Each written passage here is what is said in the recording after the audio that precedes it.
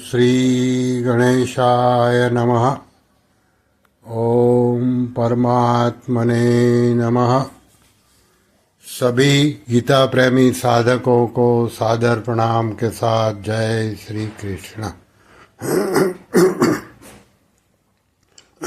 अध्याय 4 श्लोक क्रमांक 36।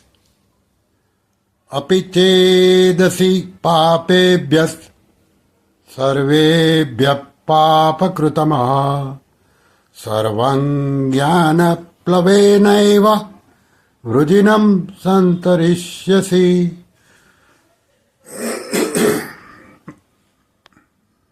अर्थात भगवान बोले, अगर तू सब पापियों से भी अधिक पापी है तो भी तू ज्ञान रूपी नौका के द्वारा निसंदेह संपूर्ण पाप समुद्र से अच्छी तरह तर जाएगा। अभी इसकी व्याख्या। अपि चेदसि पापेभ्यः सर्वेभ्यः पापकृतम्। पाप करने वालों की 3 श्रेणियां होती है। एक, पापकृत अर्थात पाप करने वाला। दूसरा, पापकृतर अर्थात 2 पापियों में एक से अधिक पाप करने वाला। और पापकृतम अर्थात संपूर्ण पापियों में सबसे अधिक पाप करने वाला। यहाँ पापकृतमः पद का प्रयोग करके भगवान कहते हैं कि अगर तू संपूर्ण पापियों में भी अत्यंत पाप करने वाला है तो भी तत्व ज्ञान से तू संपूर्ण पापों से तर सकता है। भगवान का यह कथन बहुत आश्वासन देने वाला है।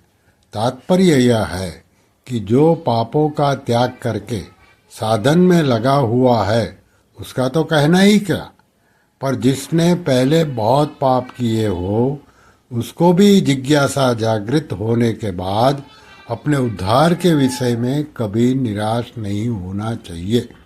कारण कि पापी से पापी मनुष्य भी यदि चाहे तो इसी जन्म में अब भी अपना कल्याण कर सकता है। पुराने पाप उतने बाधक नहीं होते जितने वर्तमान के पाप बाधक होते हैं। अगर मनुष्य वर्तमान में पाप करना छोड़ दे और निश्चय कर ले कि अब मैं कभी पाप नहीं करूंगा और केवल तत्वज्ञान को प्राप्त करूंगा तो उसके पापों का नाश होते देरी नहीं लगती।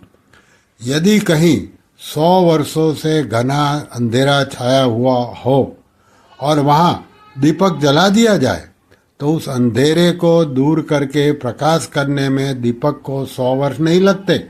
प्रत्युत दीपक जलाते ही तत्काल अंधेरा मिट जाता है। इसी तरह तत्व ज्ञान होते ही पहले किए गए संपूर्ण पाप तत्काल नष्ट हो जाते हैं। चित यानी यदि पद देने का तात्पर्य यह है कि प्रायः ऐसे पापी मनुष्य परमात्मा में नहीं लगते, परंतु वे परमात्मा में लग नहीं सकते ऐसी बात नहीं है। किसी महापुरुष के संग से अथवा किसी घटना, परिस्थिति, वातावरण आदि के प्रभाव से यदि उनका ऐसा दृढ़ निश्चय हो जाए कि अब परमात्म तत्व का ज्ञान प्राप्त करना ही है तो वे भी संपूर्ण पाप समुद्र से भली भांति तर जाते हैं। 9वें अध्याय के 30वें-31वें श्लोकों में भी भगवान ने ऐसी ही बात अनन्य भाव से अपना भजन करने वाले के लिए कही है कि महान दुराचारी मनुष्य भी अगर यह निश्चय कर ले कि अब मैं भगवान का भजन ही करूंगा तो उसका भी बहुत जल्दी कल्याण हो जाता है। आगे है, सर्वं ज्ञान प्लवनेव वृजिनं संतरिष्यसि। प्रकृति के कार्य, शरीर और संसार के संबंध से ही संपूर्ण पाप होते हैं।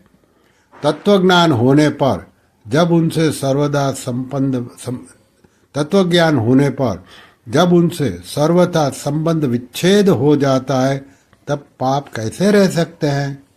भूला भावे कृतः शाखा। परमात्मा के स्वतः सिद्ध ज्ञान के साथ एक होना ही ज्ञान प्लव अर्थात ज्ञान रूप नौका का प्राप्त होना है। मनुष्य कितना ही पापी क्यों न रहा हो, ज्ञान रूप नौका से वह संपूर्ण पाप समुद्र से अच्छी तरह तर जाता है।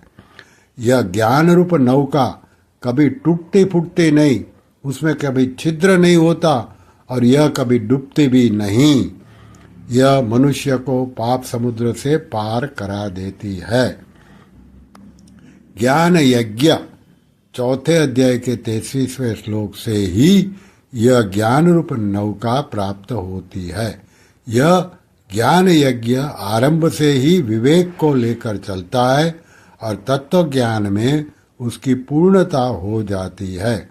पूर्णता होने पर लेस मात्र भी पाप नहीं रहता। श्री कृष्ण शरणम मम, श्री कृष्ण शरणम मम, श्री कृष्ण शरणम मम। ओम श्री कृष्णार्पणमस्तु।